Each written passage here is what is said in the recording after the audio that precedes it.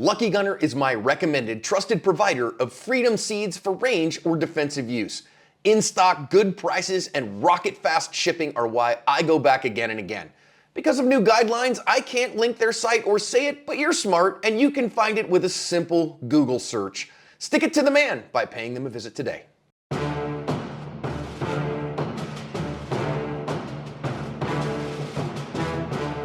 Well, already, gang, welcome back to the Active Self-Protection Podcast. I am, as always, your host, Mike Williver, and I remain, with God's will and your listenership, your favorite former Fed. And with me today, a new friend of mine. His name is Derek LeBlanc. Derek is the president and founder of something you've probably heard of if you're listening to this show, which is the Kids.Safe Foundation. I was asking for guests, and he kindly reached out and decided to discuss this topic with me, and also we'll be doing another episode with him about a critical incident that he informs me was on Active Self-Protection years ago. So that was news to me. That's very exciting. So first of all, Derek, thanks for coming on. I appreciate your time. Yeah, thanks for the opportunity. I'm glad to be here. Absolutely. So Kids.Safe, I mean, the name kind of gives away kind of what you do a little bit, at least. I'm familiar with, I've heard of Kids.Safe. I don't know much about it. I'm familiar with Hold My Guns. I've had that gal on the show before. And like Eddie Eagle, I put my kids through Eddie Eagle and did the sort of sensible thing that my grandfather did with me, which is a little simplistic. But for me, the biggest mission when I had young kids in the house was to educate them about what a gun is, what it does, and make it safe and let them hold it and touch it and pull the trigger and do all those things in a safe environment. Usually that part would be at a range, obviously. And sort of take the mystery out of it, because I've always found that just telling your kids, don't touch those, those are in dad's closet or whatever, it's kind of a non-starter, because kids are naturally curious, and if it's forbidden, they're even more curious. So what is it exactly that Kids.Safe organization does? And just tell us about that and your website as well. Okay, so we're a Kids.Safe Foundation. We're a 501c3 nonprofit based in Oregon. And so we specialize in kids firearm safety and accident prevention. And we've been a nonprofit since 2016. We now have reached over 30,000 kids in 9 states and taught them life-saving skills. Obviously, what you brought up is very important, is we're normalizing this conversation of guns and gun safety with families, and showing families that there's nothing to be afraid of if the guns are handled appropriately. And we're just trying to provide solutions. And so that's why I'm glad to be here and to be able to talk about the work that we do. And it's all about normalization, right? So, you brought up a great example is when something's a taboo, because we don't talk about it, our kids are going to be more inquisitive. By nature, they're going to want to touch it. Like the hot burner, I use that for example, is you tell them not to touch the hot burner. The first thing to do is they're going to go touch it. And, typically with a hot burner, they're going to get burnt. But when it comes to a firearm, that could be either life altering or fatal. And so that's where we're trying to normalize these conversations. You brought up the Eddie Eagle. Obviously, we're kind of the Eddie Eagle for the new millennium, because we're talking about similar topics, but we're also talking about online safety, anti-bullying. There's all these different factors that are actually making our kids very vulnerable, and that's why we're trying to talk about them. Very good. So before I forget, I do want to get the website out there. Then I'll put a link in the description. What is the website if somebody wants to reach out to you guys? Yes, our website is kidssafefoundation.org. There's 2 S's there. And you can find out, there's a blog there. There's some reviews. There's our links to all our social medias there. And so it's a good way to kind of follow along and get involved with the work that we're doing. So if someone does reach out to you, in what form does it? Is it you come out and give classes, or it's mostly an online kind of thing? How does it work exactly? Typically, we'll go anywhere that we can reach children, right? And it's all about, it could be in the school, it could be in a police department. We do a lot with police departments, also other companies around the country. So we do where we go and I hit 8 or 9 different spots in a 4-state locations and just offer our 1-hour class free to the public. And we've modeled this program similar to water safety, because we teach every kid in this country how to swim, because we don't want them to drown. That's the same principle for gun safety. It's for every kid. And that's where I'm trying to get people that don't have firearms inside their home to realize the importance of gun safety, because believe it or not, even if you don't have guns or afraid of guns or keep your head in the sand, your kids can be exposed somewhere. It could be at a play date, it could be a city park, it could be a gun that's used in the commission of a crime and discarded and they're coming across it. So that's why gun safety is really, really important for our kids. Yeah, I think you put that really well. I mean, it's kind of a trope. It's kind of worn out a little bit, but I think it was Dave Grossman who said, we have fire drills, we have fire extinguishers in our schools, we have, fire alarms in our schools. We practice what to do but no, maybe in the modern day that's not as true anymore with with the uptick in school shootings. Unfortunately, kids, I'm sure, do most places. I'm sure they do some sort of drill on what to do in a lockdown, that sort of thing. But it's true. I think a lot of American men, especially, could probably point to a story somewhere in their background if they didn't have guns in their house, where they went to a friend's house and hey, you want to see my dad's gun or whatever.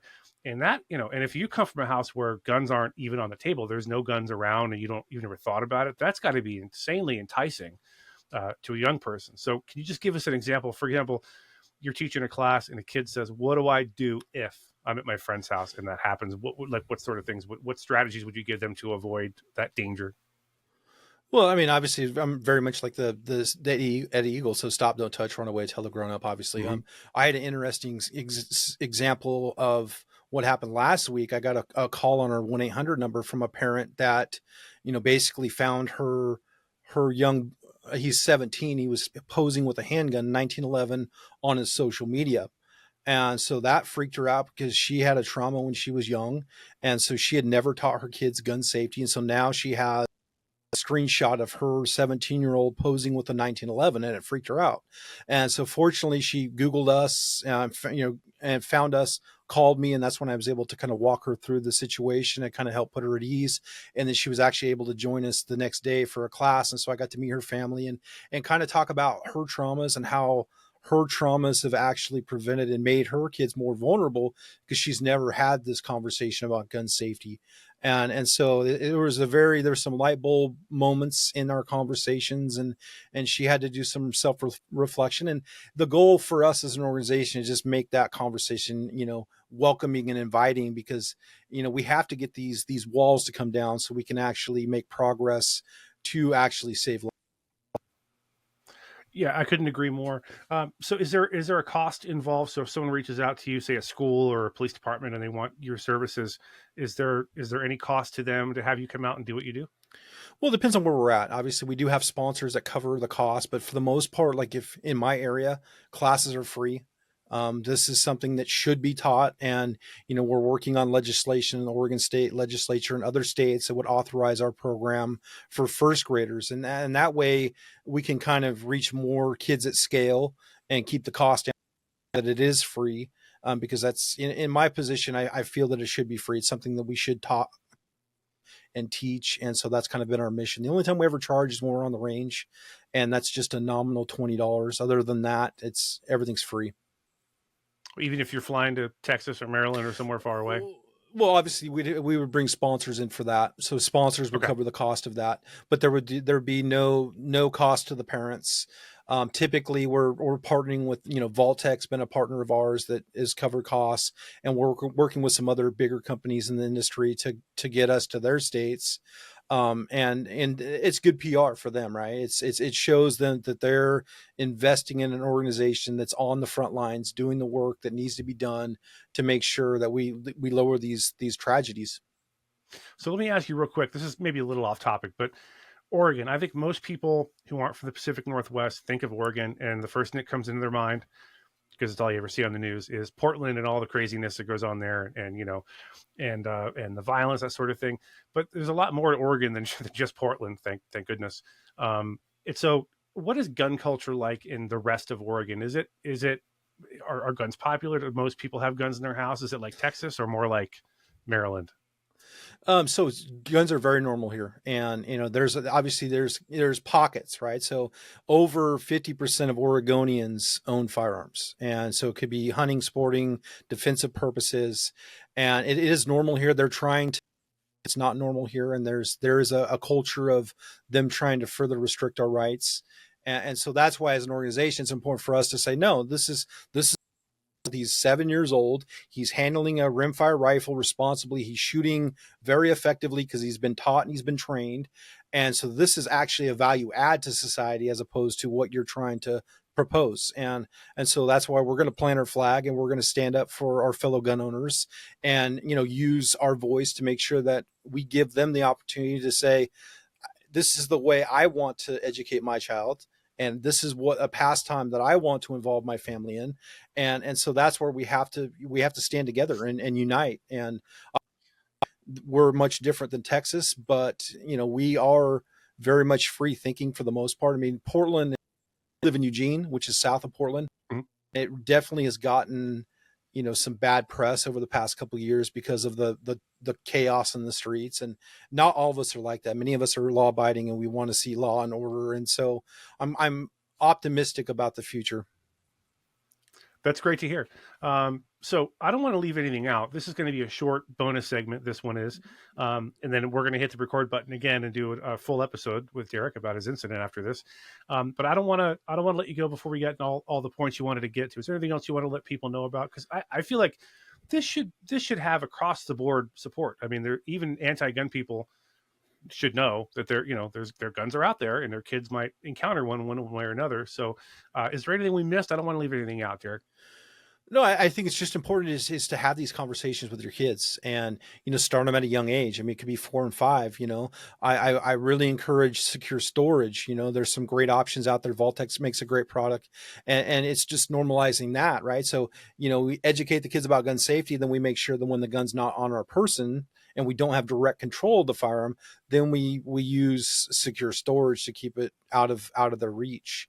It is pretty common for me to hear that from, staunch 2A people to say, I have to get into it, quickly. And it's like, and my response to that always is, do you have to get into it so quickly that your 4-year-old or your 5-year-old could be hurt with it? And that's where that light bulb goes on. From that, what's more likely? I'm sorry. What's more likely? What's more likely? Someone home invading your house or your kid getting curious and getting to that firearm? Probably the kid, I would imagine. Yeah, probably. Depending on where you're at, and from there we're taking them to the range and starting them at a young age with rimfire rifles and exposing them to, I was taught from a very, very young age. I mean, I got my first BB gun at 3, my first shotgun at 5 years old, so this has been part of my lifestyle for my entire life. And so that's part of us is we're forward thinking, look at the next and how we can preserve our civil liberties is by making sure they understand the rights and the responsibilities that come with that. Awesome. Derek LeBlanc, I can't thank you enough. Once again, it is kidsafefoundation.org. Kids Safe, there's 2 S's. Don't forget the extra S, because when I sent him an email just now, it said that's not a real email address, and I had to add the extra S. So that's bad on me. Derek, thank you so much. I really appreciate it. Thank you for having me.